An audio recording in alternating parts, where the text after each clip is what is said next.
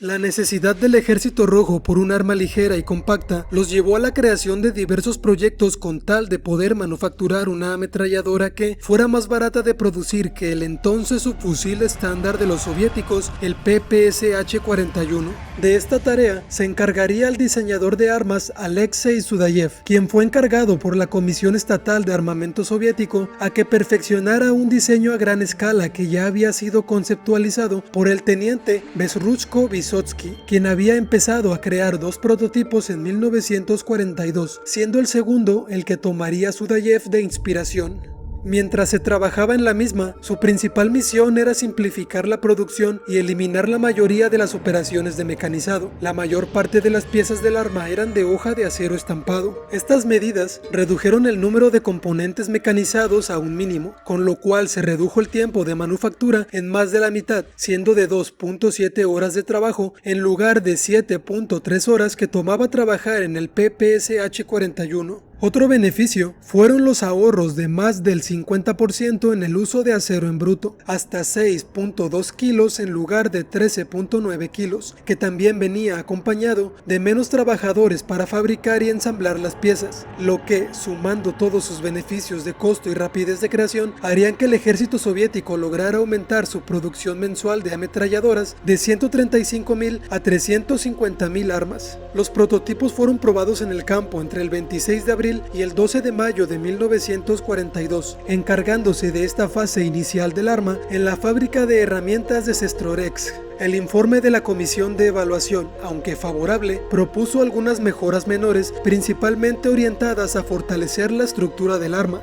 En julio, Shpagin, creador del PPSH-41, terminó un modelo propio tratando de crear un arma con los mismos propósitos llamada PPSH-2, y después de presentarla para las pruebas de campo, la misma se vio superada por el PPS, que fue superior en la mayoría de los aspectos como su precisión, confiabilidad y maniobrabilidad.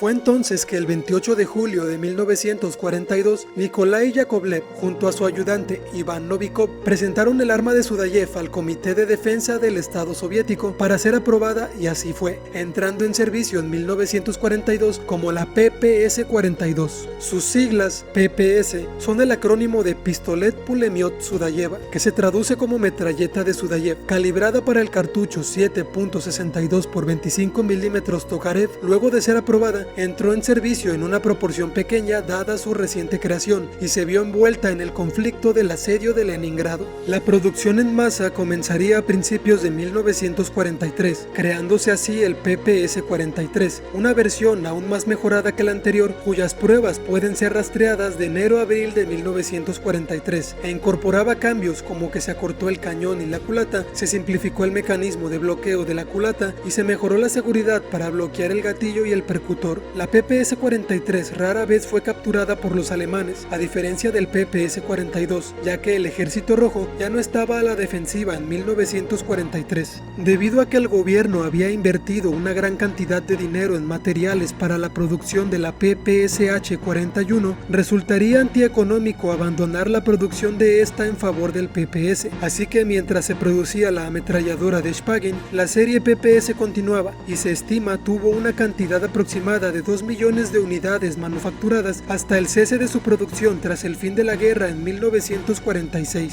Fueron de un uso generalizado y ampliado en el Ejército Rojo en la Segunda Guerra Mundial, y tras el fin de esta, luego fueron adoptados y usados por países pertenecientes al antiguo Pacto de Varsovia, así como por sus numerosos aliados africanos y asiáticos. Aunque contaba con una cadencia de tiro inferior a otras ametralladoras soviéticas de la época, su precisión, maniobrabilidad y bajo costo de producción la hacían rentable para el país. En los últimos 2 años de la guerra, Sudayev continuó experimentando con mejoras para su ametralladora. 6 de sus modelos prototipos realizados en 1944 y 45 se encuentran en el Museo Histórico Militar de Artillería, Ingenieros y Cuerpo de Señales. Estos tienen variaciones en la forma y el peso, así como diferencias externas más obvias como una culata de madera no plegable o una bayoneta plegable. El PPS permaneció en servicio con algunas fuerzas soviéticas hasta mediados de la década de 1950. Entre los últimos en renunciar se encontraban tripulaciones de vehículos blindados y la infantería naval. Algunas también llegaron a ser usadas por el Ejército Popular de la Liberación de China y posteriormente fueron capturadas por las fuerzas de la ONU en la Guerra de Corea.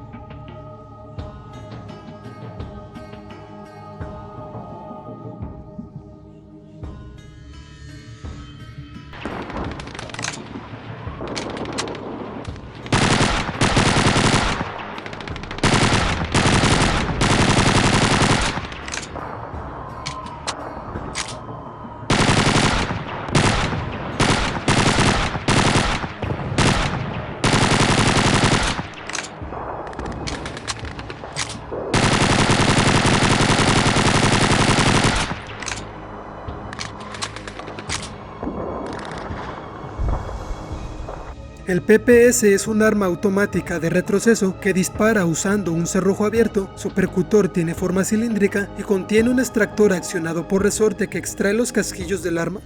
Su mecanismo de disparo solo permite fuego completamente automático, usando el sistema blowback, aquel que usa los gases de los disparos en el cañón para hacer que el cerrojo se mueva, así insertando un nuevo cartucho para usar. Su seguro manual protege contra disparos accidentales. Cuando está en la posición, el seguro, que es activado deslizando una barra de metal hacia adelante del protector del gatillo, tanto el percutor como el gatillo están desactivados. El arma usa cargadores curvos de 35 cartuchos, no son intercambiables con cargadores usados en el PPS-H41, a pesar de parecer que sí a simple vista. Tampoco puede usar cargadores de tambor. El cañón estriado de la ametralladora está equipado con un freno de boca que consiste en una tira de acero doblada en forma de U que desvía los gases del disparo hacia el lado y hacia atrás, compensando así el retroceso.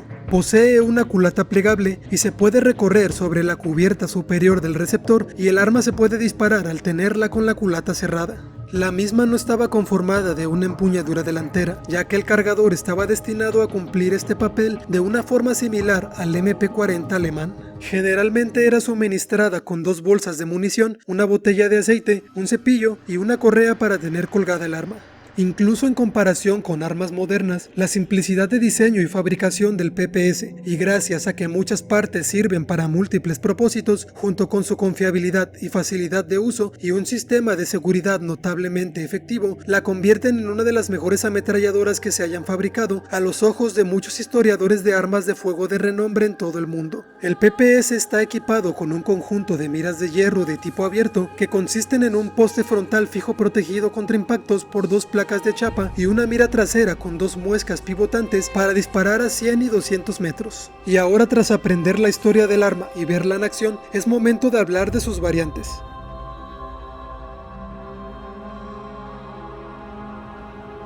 Una versión de la ametralladora PPS modificada en el país finlandés es esta KP-M44. Sus siglas se refieren a Konepistoli Mali 1944, cuya traducción literal es su fusil ametrallador modelo 1944, la cual también recibió los apodos de Peltiheikki o Pelti KP. La historia de la misma es que mientras se desarrollaba la guerra de continuación soviética-finlandesa, un conflicto donde ambas regiones se vieron enfrentadas durante años, los soviéticos usaron los recién creados PPS-42 y 43, armas que cuando los soldados caídos dejaban en el campo, los finlandeses las tomaban para ampliar su armamento. El subfusil enemigo llamó la atención de la industria de armas finlandesa, quienes, teniendo en sus manos este dispositivo letal, decidieron que crearían su propia versión para usarla en combate, dándole una diferencia palpable al modificarla para emplear el cartucho 9x19 Parabellum y además utilizar los cargadores de la ametralladora Suomi KP, su fusil estándar del ejército finlandés en ese momento. Esta KP-M44 era de fabricación más rápida y barata que la Suomi KP, además de disponer de beneficios como las ya habituales piezas de acero estampado que le otorgaban un peso menor a la Suomi KP. Una vez creada en agosto de 1944, las fuerzas de defensa finlandesas ordenaron 20.000 unidades del M44 a Tikkakoski, fábrica de armas finlandesa encargada de esta tarea. Para el final de la Segunda Guerra Mundial, el pedido del arma se redujo a 10.000 unidades que fueron producidas en 1945. Dada su producción en los años finales de la guerra, resulta poco probable que el M44 haya entrado en acción durante el conflicto. Y otro suceso referente al M44 al final de la guerra es que Willy Dodds, principal accionista de Tikkakoski, se llevó los planos a España. El arma fue utilizada por las Fuerzas de Defensa de Finlandia como arma de entrenamiento hasta la década de los 70. También fue usada por la Guardia Fronteriza finlandesa y las tropas de las Naciones Unidas, quienes la usaron particularmente durante la crisis de Suez. Algunas fábricas de armas en Polonia, como Luxnik en Radom o Selgiewski Ponan, construyeron entre 1946 y 1955 versiones del PPS-43 para sus ejércitos, entre versiones con licencia hasta variantes propias, y esas son las siguientes. Empezando por la PPS-WZ-43, una versión bajo licencia del arma donde el único añadido se da en su nombre, con las letras WZ, que son la abreviación de la palabra polaca Usor, que se traduce como modelo. Otra más es la WZ-4352, una modificación de la original, pero la cual cambia la culata plegable de metal por una culata fija de madera. La culata posee un compartimiento en su interior que contiene un kit de limpieza estándar, y esta adición, junto al propósito de colocar una culata de madera, el cual era aumentar la precisión de la versión original, fueron cambios que representaron una mejora mínima, pues la misma fue más alargada y tuvo un aumento del peso, que parece ser no se vio compensado ya que el aumento de precisión fue apenas mínimo. En 2010, Pioneer Arms, otra fábrica de armas situada en Radom, Polonia, comenzó a producir una versión semiautomática de la PPS-43, cuyo nombre final fue PPS-43C. El arma es vendida con la culata plegada en su posición fija completamente y no es posible moverla, lo que la hace ser considerada legalmente una pistola en los Estados Unidos. El arma tiene un mecanismo de cerrojo cerrado, a diferencia de la original que es de cerrojo abierto, una diferencia que vale la pena explicar, y es que se considera que un arma es de cerrojo abierto cuando el mismo está detrás del cargador y la bala, y una vez que es accionado por el gatillo, el mismo es liberado, y al moverse hacia adelante, se cierra el cerrojo y se produce el disparo, mientras que al ser de cerrojo cerrado, el mismo se encuentra con todo y la bala listo para disparar, y al efectuar el tiro, el cerrojo se recorre hacia atrás, sea por la acción que tenga el arma en cuestión, y al volver a su posición cerrada original, se ha introducido un nuevo cartucho listo para disparar. En el caso del PPS-43C, esta es de cerrojo cerrado y usa el sistema blowback. Esta variante utiliza muchas partes del PPS-43 original que no entraron en servicio, montadas en nuevos receptores de la PPS-43C. Las modificaciones en el mercado estadounidense son comunes y entre tantas se incluye el poder rehabilitar la culata plegable original, cosa que legalmente la convierte en un SBR, siglas de Short Barreled Rifle o rifle de cañón corto, que es posible si se obtiene un sello fiscal de permiso de la agencia americana BATFE, abreviatura de Bureau of Alcohol, Tobacco, Firearms and Explosives, u Oficina de Alcohol, Tabaco, Armas de Fuego y Explosivos, encargada de regular el mercado de las armas en el país.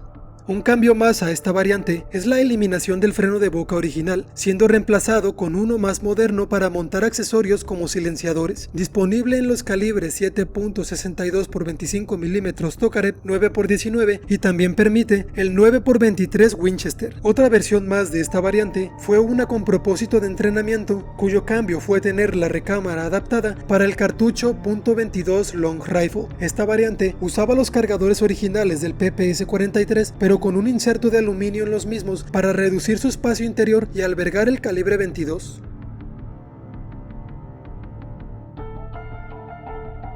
Una versión sin cambios o modificaciones, pues es fabricada bajo licencia de la PPS-43 rusa, en la fábrica armamentística china Norinco. No la confundamos con la Pistol Type 54, que tiene el mismo nombre e incluso es igual una variante de una pistola rusa.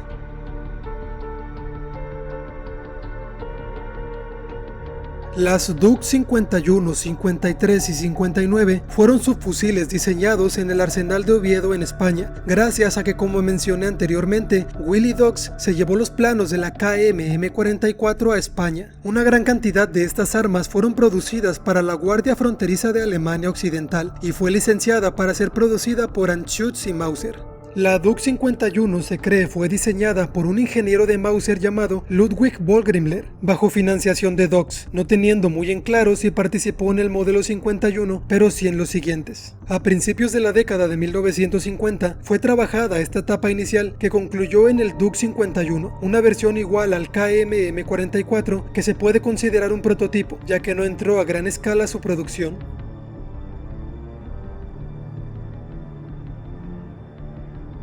En 1953, Oviedo produjo el Duk 53 en dos versiones, una que era idéntica a la anterior y otra que tenía empuñaduras de madera y una culata plegable diferente, cambios que quizás la hagan parecerse un poco al Thompson. Fueron contratados 3 fabricantes alemanes para producir versiones del Duk 53, Mauser, Sauer y Anschütz. El modelo Anschütz fue considerado el mejor después de las pruebas y fue seleccionado para producir el arma para los militares.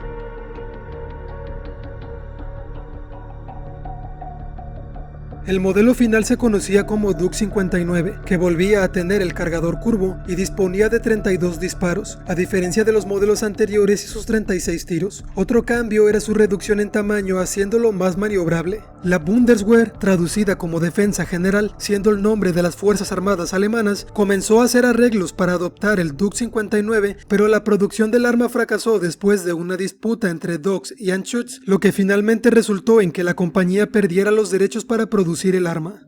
Finalmente, las últimas 2 variantes son primero la K-50M. Esta versión es una variante de 2 armas a la vez, de origen vietnamita, usa elementos del PPS-43 y el PPS-H-41, pero dado que toma más elementos de esta última, creo que es más correcto hablar de ella en el video de la PPS-H-41. Y la última arma sería la M53, un esfuerzo húngaro para desarrollar una variante del PPS-43 combinando características de la misma con el seguro del cerrojo del PPS-H-41. Sin embargo, resultó una tarea fallida y no llegó a concretarse. Algunos detalles de por qué se consideró un fallo de producción fueron su calidad de fabricación inferior, y es que, aunque el diseño original del PPS-43 era simple y sumamente efectivo, la producción del M53 se enfrentó a problemas de calidad, ya que las piezas no alcanzaban el estándar necesario para una efectividad total, y por ello el M53 tenía fallos y un desgaste rápido, y esto en parte se debió a que los materiales usados eran de baja calidad o poco apropiados para ciertas partes del arma, afectando la resistencia y efectividad del arma en condiciones intensas y adversas de combate. Algunos otros fallos son que mostró problemas de precisión en los disparos y fallos en el mecanismo interno, sobre todo al usar el cartucho Tokarev original, pues se atascaba con mayor frecuencia que el PPS-43.